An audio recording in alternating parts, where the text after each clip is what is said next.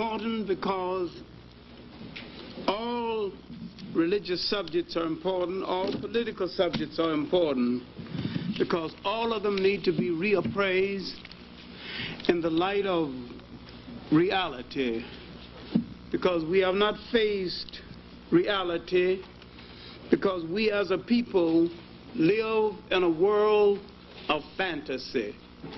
And once we face reality and use religions properly, and once we understand how they are used by other people, and once we separate, not so much as separate spirituality from religions, and understand that out of our spirituality came the world's religions, and that we have been naive and let people take from us the basis, the elements, make religions and come back and sell them to us. Once we understand that, and that we had a much better version of the same religions before their former creation, then once we recover from the shock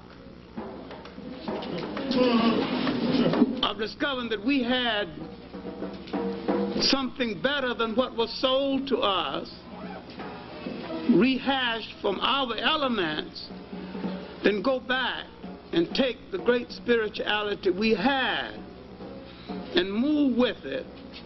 And once we understand what we were and where we are, we will understand what we have to be and where we still have to go.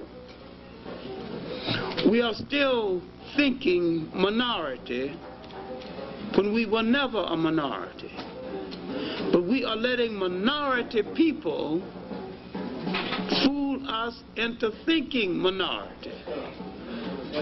And we are literally being controlled by minorities who endear themselves to other minorities by demonstrating their ability to control us. And they control us by manipulating images through politics, religion, in the mass media. All right, the subject admittedly is dangerous,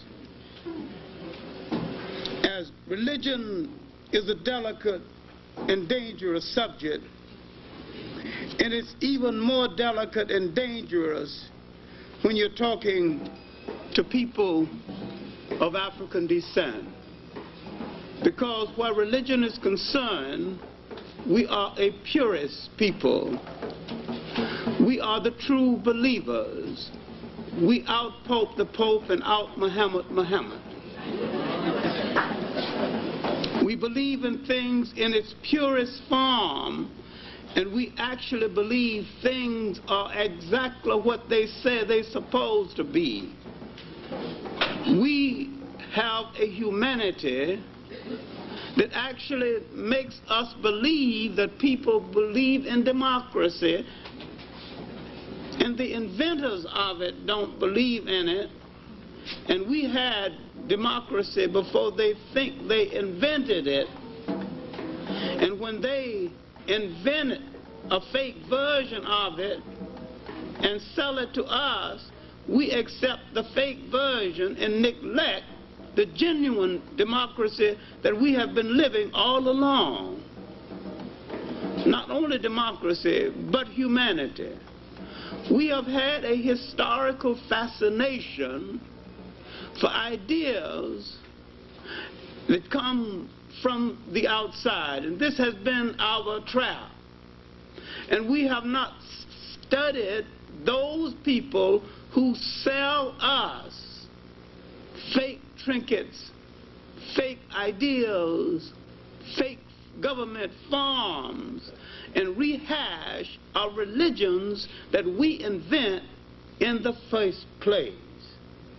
Now, all of the elements that went into the making of Judaism, Christianity, and Islam came out of Africa. And you have to distinguish between the elements in the formal organization of the religions themselves.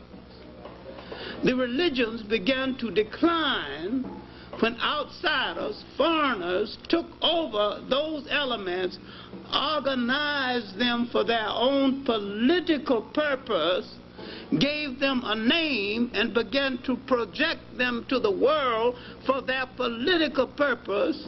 Then the outsider created a religion, but he forgot the African substance, and the African substance was spirituality.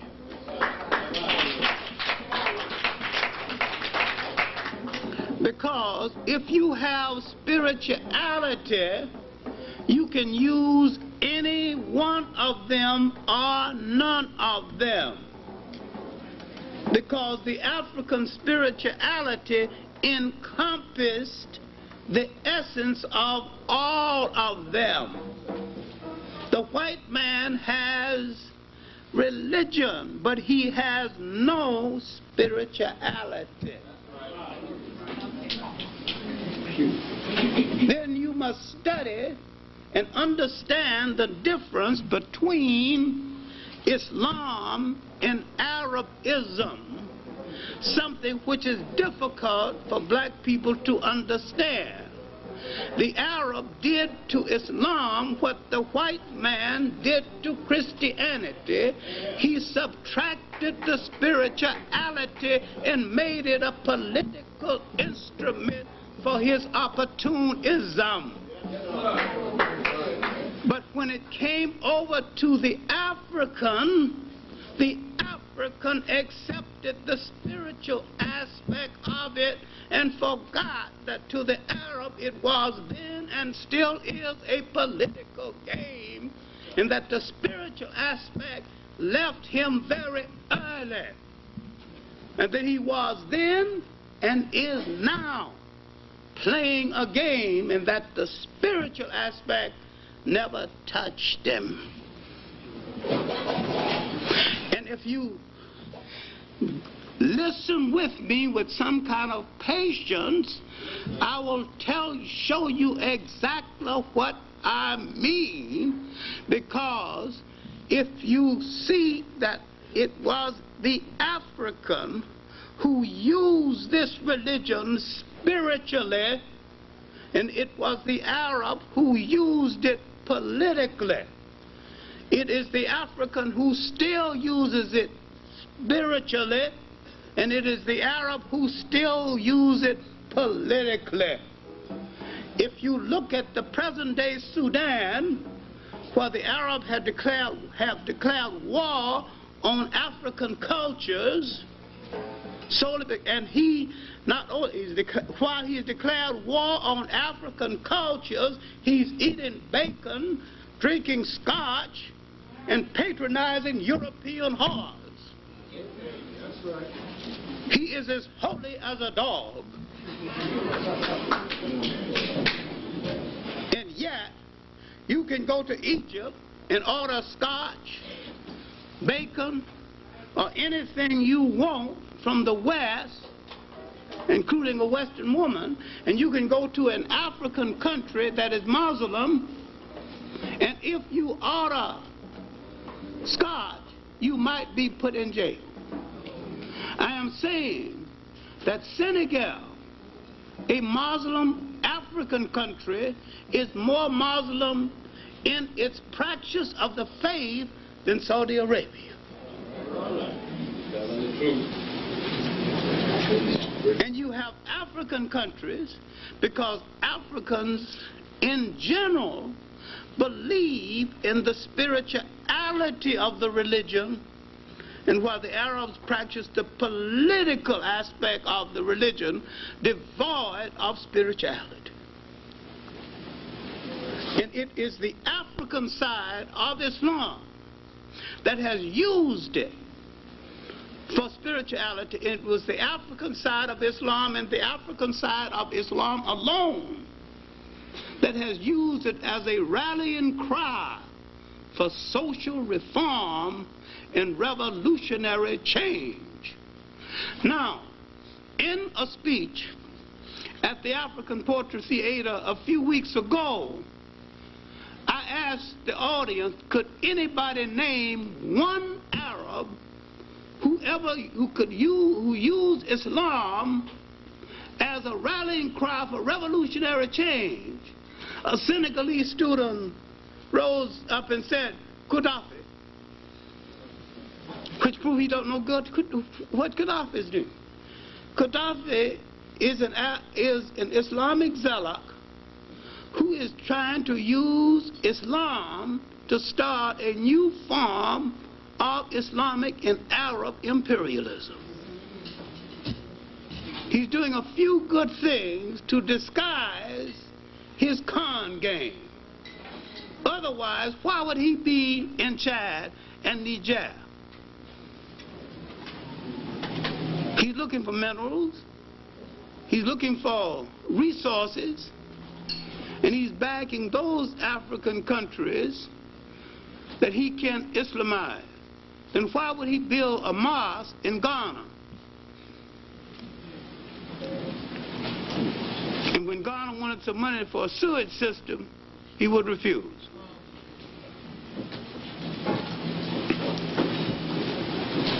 You see the politics, but you don't see the spirit. Now, there's some things he's done that I can admire. I've been in Libya 3 times, and I've talked to him twice. He has a country 2/3 desert.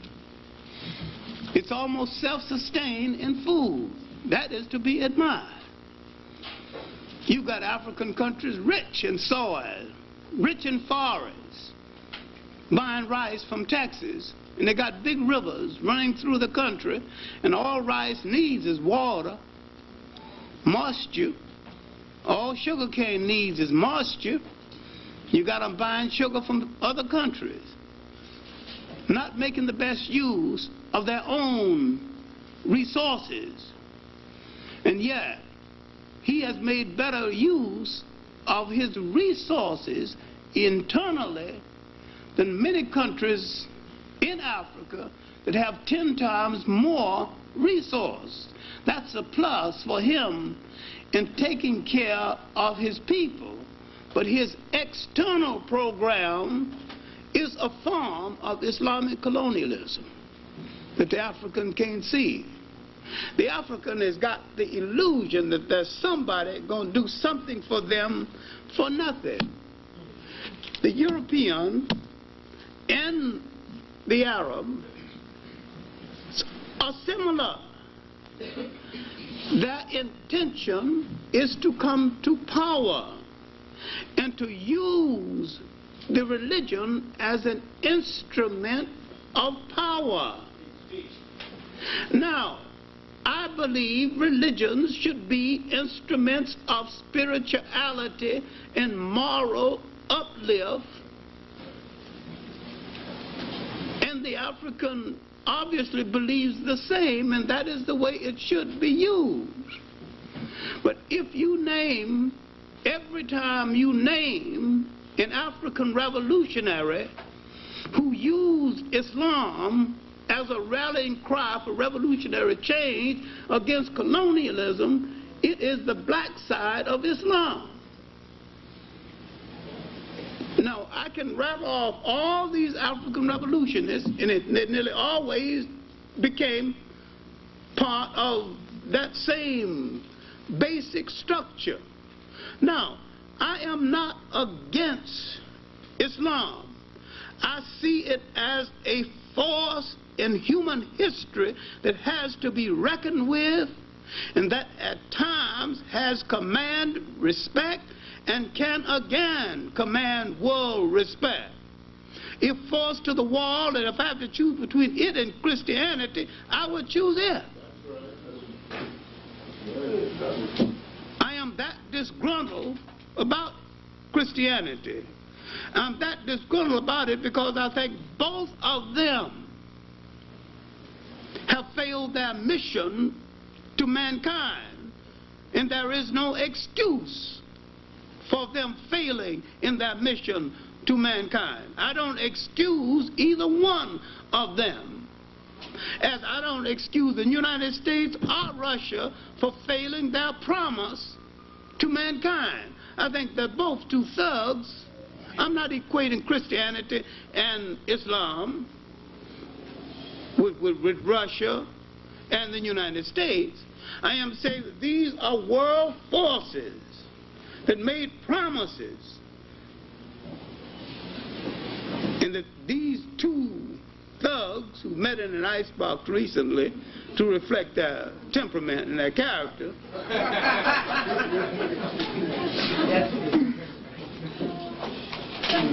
and when these forces meet, you assume that one of them on your side.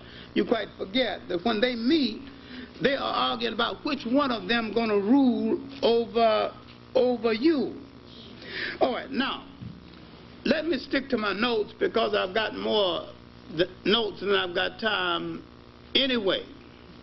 Now, my point is that we were robbed of our original religions so long ago, we have forgotten what those religions were. And once we go back to the original base of our religions, before Judaism, Christianity, or Islam, and when we go back to those religions were based on spirituality, and the God concept of those religions, of Judaism, Christianity, or Islam, came out of what I refer to as pre-God religions. I don't use that anymore because people don't understand what I mean about pre-God religions.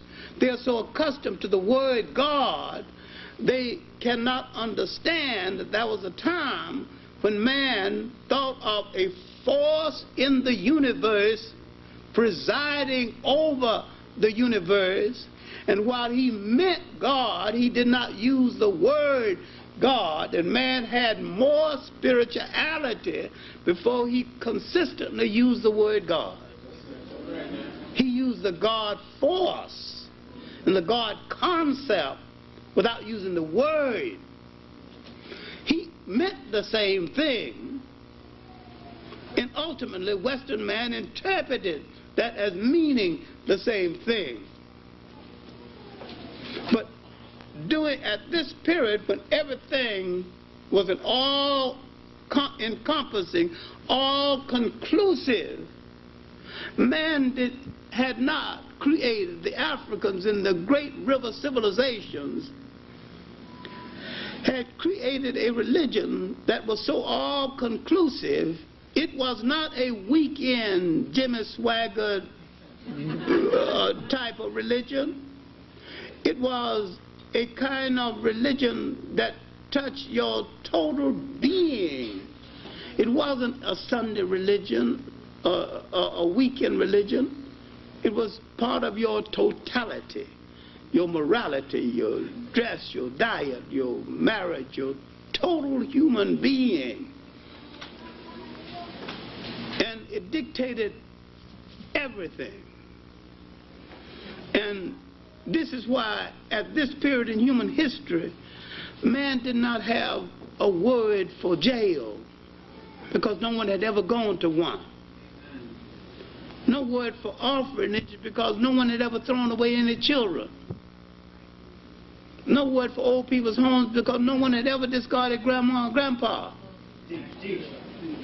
Man was truly religious, too religious to shirk his responsibility in any way. I'm saying that that was a truly great religious period of man. But once these foreign clowns began to organize and misinterpret what the great Nile Valley African thinkers had, and began to slap names on them and began to make political and military use of them. That's why the whole thing went wrong. Now, when we look at Islam, where the brothers go wrong, that every time they move from one religion to another, they think the new religion has been with us forever. It is the newest of the world's religions and the last one to come into the mainstream of historical consideration. And when you separate it from Arabism, if you can, and it is difficult, I must admit. But when Islam moved over into North Africa,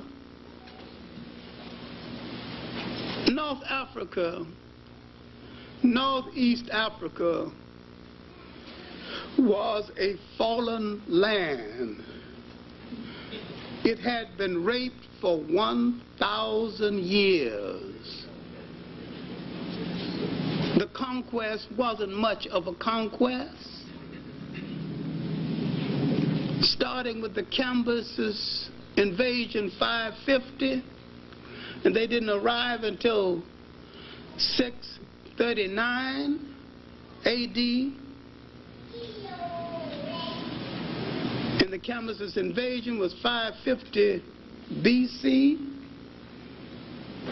Over 1,000 years later, they got there, and they had one invader after another, Greeks, Romans. What resistance was left? All the great structure torn down. They were ready for anything. When they arrived, they said they're bringing a great civilization. They arrived to feast on the fallen body of a once great culture. All right, now let's go back and pick them up at a period, the infancy of this thing. But let's look at these religions and look at these Nile Valley civilizations. Look at them as the basis of Western religions. And all the time this had happened while Europe was in its darkness. Now, when you take this like a classroom teacher, you've got to go into details.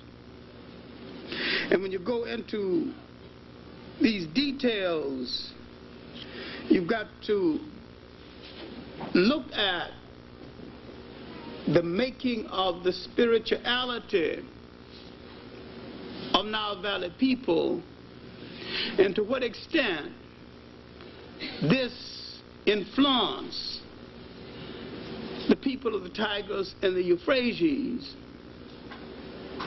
and the development ultimately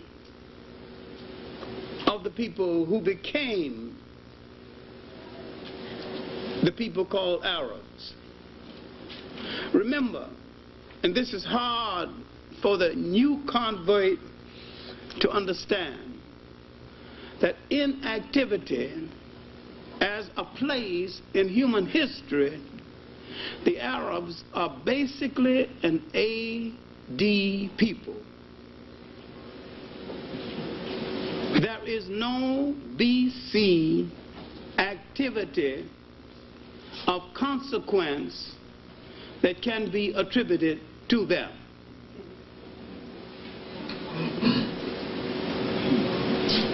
Now, if you want to build a religion around them that has been there forever, and if you want to say, as some brothers have said, God created the first Muslim, his name was Adam, I don't know what you're talking about. If you want to create an Islam that started before the Prophet Muhammad, again, I don't know what you are talking about. But if you want to say that the elements, the sentiment, the basic social thought that went into the making of the religion existed in Africa before Christ, I can understand what you're talking about. But if you're going to say the religion existed before Christ, I don't know what you're going to talk about. I don't know what you're talking about. Then if you say Islam is the black man's natural religion, I don't know what you're talking about. But if you say spirituality, the spirituality that went into the making of all three of these religions is the natural spiritual inheritance of the black man, I know what you're talking about. So you have to define your semantics, and you got to define your terminology before I understand what you're talking about. But you cannot say that he had a religion way back there called Islam, because Islam didn't exist way back there. Islam came into existence around the 7th century A.D. And that's what we're going to deal with. Just for your information.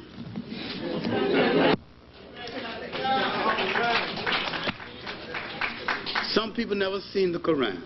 This is it, in English and in Arabic.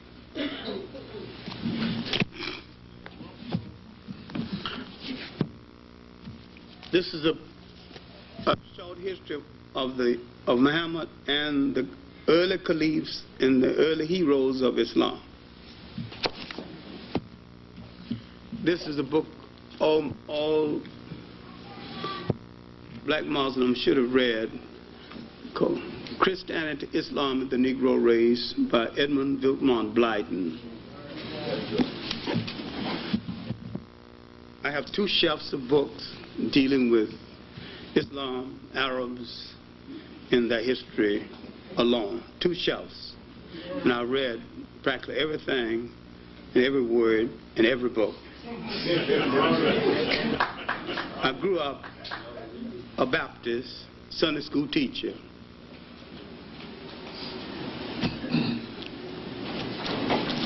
I belong to an African spirituality.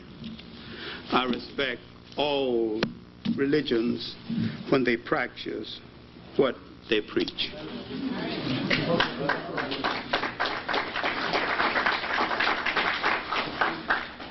Now, we have to distinguish between what a religion is, what it can be, and what it promises to be.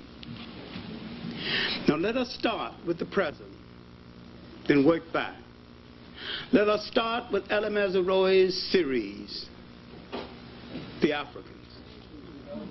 Because this series will and has done a lot of damage, principally because most African people who see the series never read one book on Islam, never read one book on Arab history, and do not plan to do so. And all they have is his word. And they're not going to check him out.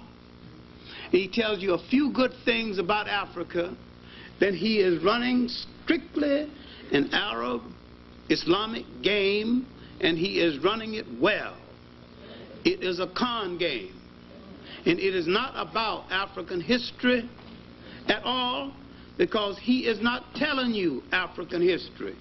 He is telling you basically a few tidbits of African history in order to get his Arab Islamic point across, and he is getting it across exceptionally well. And that is what he set out to do. Now, why don't we ask the question? A Jewish journalist fund financed it. Why haven't we asked, who is Ella Mazzaroi? Half African, half Arab.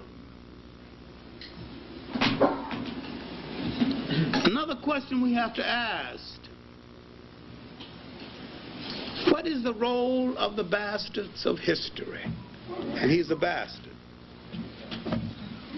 The bastards of history under pressure nearly always take sides with their father's side of the family that is in power. Father was an Arab. He is more Arab than the Arabs. He's black when he wants to be black, when it's his convenience. But in this series, this man is more Arab than the Arabs. You have to know some African history to know the game he's playing. But if you don't know African history, you don't know his omissions.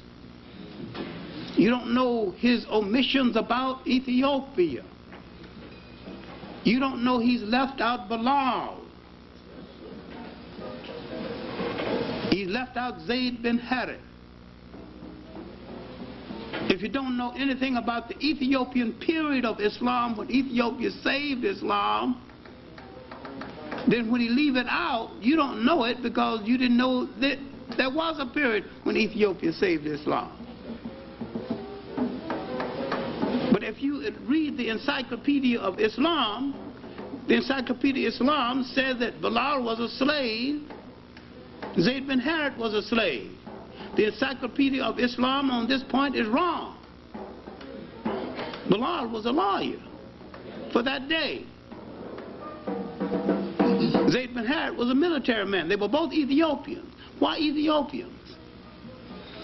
Why did his rich wife choose 2 tutors for him, both Ethiopians? Now you got to look at Ethiopian history. Why the fascination for Ethiopia? When the prophet was born, half of Arabia was an Ethiopian colony. But if you haven't studied black imperialism, you don't know this. There was a time when Africans ruled nations and dominated nations. Well, you never read Baldwin's Prehistoric Nations or Drusilla Dungy Houston's work, recently reissued, on the wonderful world of the Cushite Ethiopians.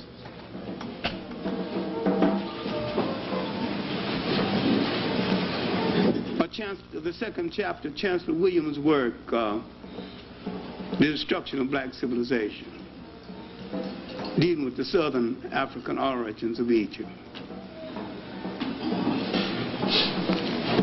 Look how much you have to know. Now, in his 4th stanza, the 4th session, which was really one of the better ones, dealing with exploitation, he dealt with it pretty well. He opened by downgrading the Western slave trade by 12 million people. Du Bois, in the end of the 19th century, said it was from 60 to 100 million people. The documentation has proven since then that it was at least twice that much. Then the other documentations on the Arab slave trade, in a work called Slave Trade in the Indian Ocean, proved that in one period 35 million Africans were taken out. Then he said there's only 2 million Africans in the Arabian Peninsula. And he asked, where are those Africans? He's safe because most people don't know where are those Africans. Adam Mazaroi, who's known me for 30 years, wouldn't dare stand before me and ask that question. Because I got an answer. I know where the Africans went who are not in the Arabian Peninsula. A lot of them went to India to perform the armies for the Maharajas. A lot of them went to Asia, different parts of Asia. Some went to China. And when the Portuguese came around to East Africa, the Arabs formed a partnership with the Portuguese. And the Portuguese and the Arabs got together, the Omani Arabs, and Ali Mazaroi is an Omani Arab. The Omani Arabs established Zanzibar and made Zanzibar the largest slave trading force in the world. And if you look at the magnolia trees at Zanzibar, each tree represents an African who made the mistake of looking at one of the harem women of the Arabs, because if an African looked at one of the harem women, they'd cut his head off and they'd bury his body, and they would plant a magnolia tree over his body. Every magnolia tree at Zanzibar represented an African who made the horrible mistake of looking at one of those women. If you look at Basil Davison's work, A History of East Africa, look in the index, look at the word Mazaroi. You'll find some information on his family. Now, he wouldn't ask me any question, what happened to those Africans? And there's only 2 million in the Arabian Peninsula now. See, he's whitewashing the Arab side of the slave trade. Now, when the meeting was called by UNESCO on slave trade in the Indian Ocean, they invited 50 Arab scholars. Not one showed up. They don't want to deal with it. And the African who is a Muslim don't want to deal with it. And those who are Muslim in this country don't even know about it and don't want to be told about it.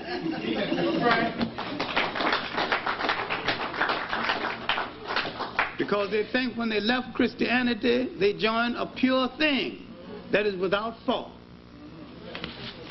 I'm not saying leave it.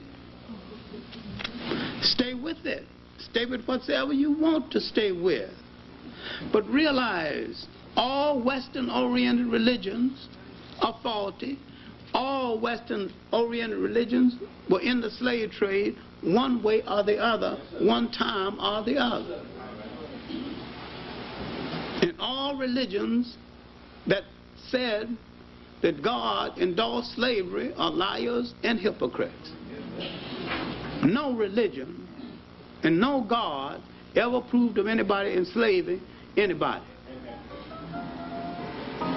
The Quran, and if you doubt it, you can take a copy here and find the passage, says that you can beat your wife, but you have to beat her with a stick only so long. The stick cannot be too large, but you can beat her.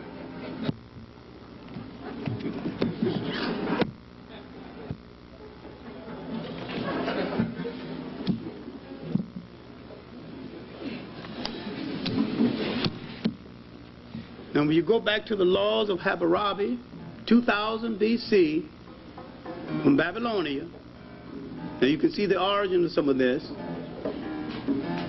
It's supposed to be the first civilized law. Hammurabi said that slavery is a good thing, and it's all right to have a slave, but you got to have some humanity about it. You've got to give him a day off.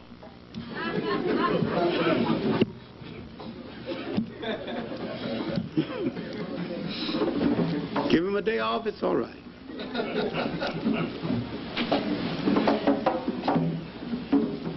We need to read more of other people's history and more of our history. And if we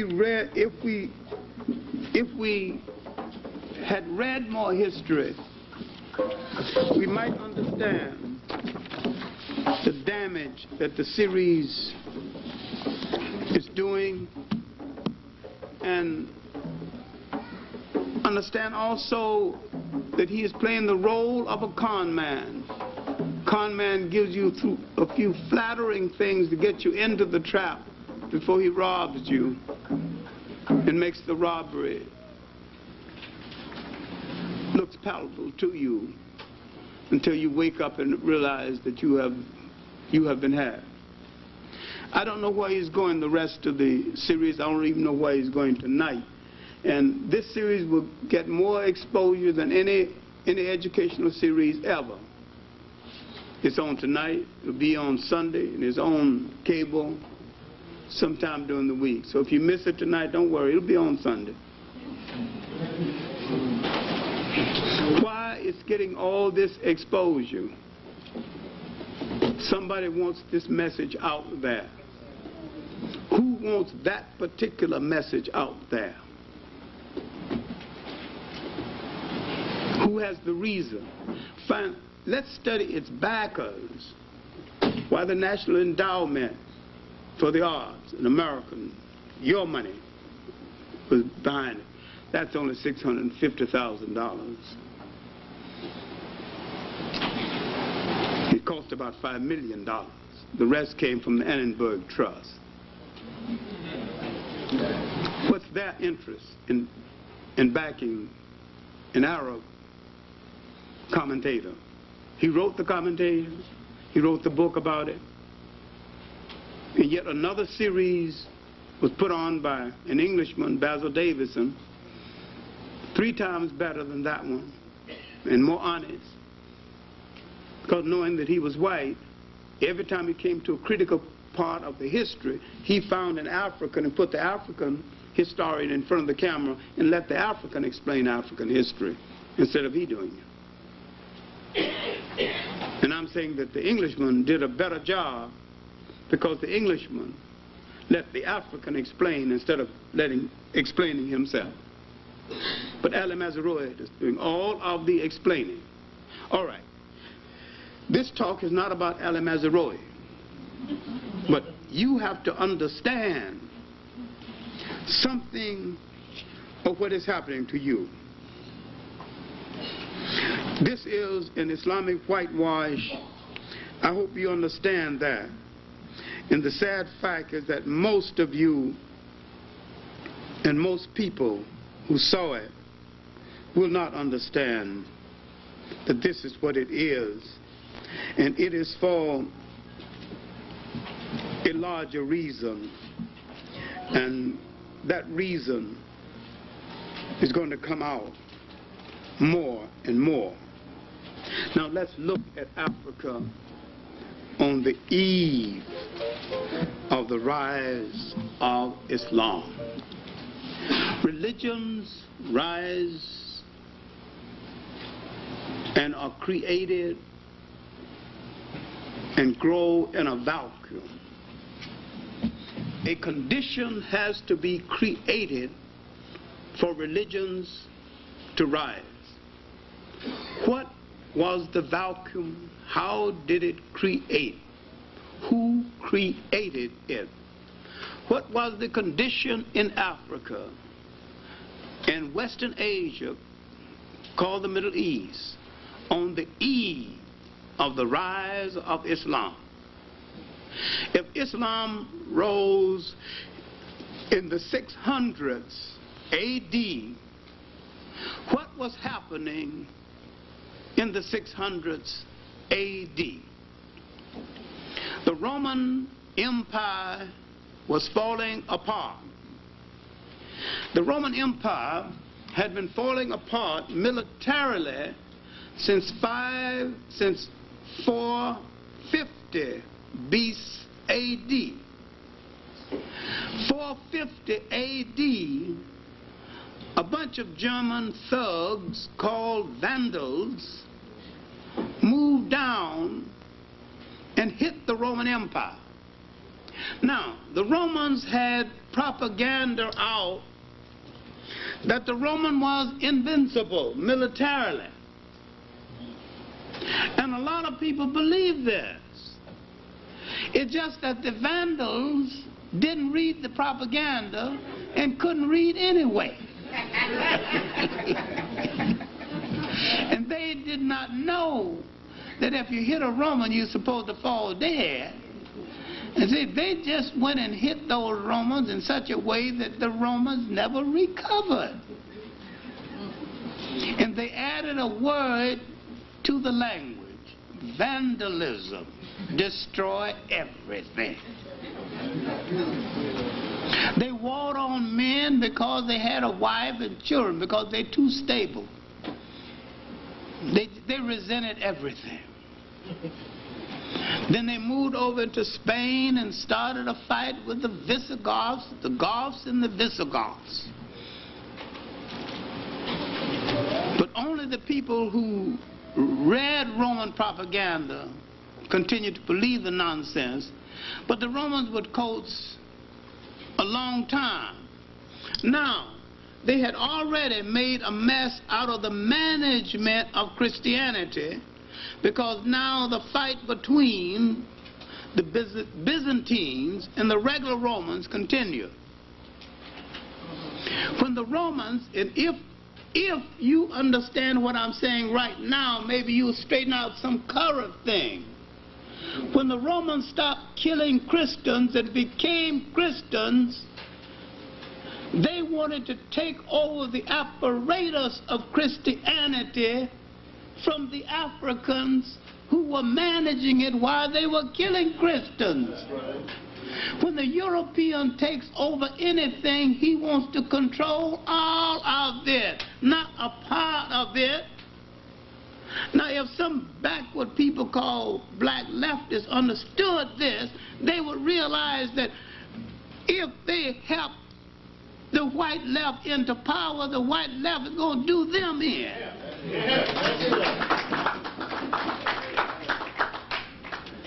Now, I'm not less of a socialist because I'm saying this, but I'm more of an African nationalist and a Pan-Africanist because I'm saying this. Because I take my socialism from African social living and not from Karl Marx. I take mine straight from the originators of it, who originated it before the first European wore a shoe or lived in a house that had a window. So I know there's nothing new about it. The Africans had it all along. So I go to the original instead of the carbon copies created in Europe. Now, there are a whole lot of Africans today who don't understand that. Now, my point is that once the Romans became Christians, they accepted as a political apparatus, but the spirituality of it eluded them completely. Where are they now in history? The conference at Nicaea has already occurred, several conferences. That's behind a few hundred years now or more. The Romans, out of their weakness, you must separate the political Roman Empire from the Holy Roman Empire. The political Roman Empire is dead. When the political Roman Empire started to weaken, they began to have African emperors, the most colorful being Septimius Severus, and one of the last being Clarke. And Septimius Severus is noted for being, he was also the governor of England, in addition to being, after being governor, emperor of Rome. All right, he was from the political Holy Roman Empire. Political Roman Empire. Now, the Holy Roman Empire has had, at this point, 3 African popes. Tertullian being a noted one. There were 3. And Tertullian wouldn't be popular today because he's really one of the first to say, vanity, vanity, thy name is woman. So the holy sinner, the greatest writer the church has had is behind us now. I mean, St. Augustine. St. Augustine, really, who gave the church its literature, also African, gave it its being, has lived and practically died by now. Bishop of Hippo. He has written far more than the world knows. People know about his City of God and his Confessions. But there was so much of his writing that has not come down to us that is available in texts and in, documents. But he has lived and practically died by this point. At this point, my main point is that the African contribution to the church has been made, and Augustine looks back at what the Europeans have done to Christianity. He said, makes him laugh, especially the conference at Nicaea. These people don't understand Christianity. Now, the fight between Byzantium and Rome over the dominance of the church has literally wrecked the church. And this mismanagement and disenchantment now would cause a camel boy. Now, because you can't read, that doesn't mean you have no wisdom. Most of the people of that period couldn't read. That don't mean they're stupid. To begin to talk to other camel boys. And finally, he began to rise up in his profession, and his uncle began to give him a little leadway. He was working for his uncle, you know, in the trades, the caravan trades between Damascus and, you know. And he finally marries a rich widow. This rich widow secures for him 2 Ethiopian tutors that the Encyclopedia Islam mistakenly called slaves. They're not slaves. And Zayd bin Harith and Bilal. Bilal is the Prophet's first convert. And Zayd bin Harith is listed as the 3rd. I'm at a loss to find out who was the 2nd of the African converts. All right. Oh, now, this is the condition. The corruption of Christianity has reached a point for failing to find reform, to get reform. He began to send letters to the different heads of state asking them to accept the new faith. And some of them laugh at it. Some of them tear up the letter. The Emperor of China takes it seriously. He doesn't say, oh, so what's the big deal? He erects a mosque. Says, all right. One more religion don't mean nothing to him. So, he erects a beautiful new mosque in China. Says, all right. I mean, it didn't seem to bother him. He'll accept it. He'll give it a chance. Anybody want to join it? Here's a mosque. Yeah. You make no fuss about it. A few accepted, a few didn't. And then he tell me either go to accept the faith or go to pick up your sword, because I'm going to fight you, you know. Now, Bilal accompanies the Prophet on his various missions. And he is looking for someone to call the faithful to prayer. Bilal becomes the first of the Muslim to call the faithful to prayer. And he has looked, and he didn't, among the people of Arabia, he don't want to use bells or, you know. Then he comes home one evening. Bilal is his steward and his mace carrier and general all-around man. And he tells Bilal his problems. Then he asks Bilal to see if he can say the call to prayer. And he said, why have I been looking all over Arabia when you have the sweetest voice in all the land? Now Bilal becomes the one to call the faithful to prayer. And he makes out of it a great art form. And even today, if you go to Senegal and listen when the faithful are being called to prayer, the Africans do it, and it is a concert. It is a concert piece.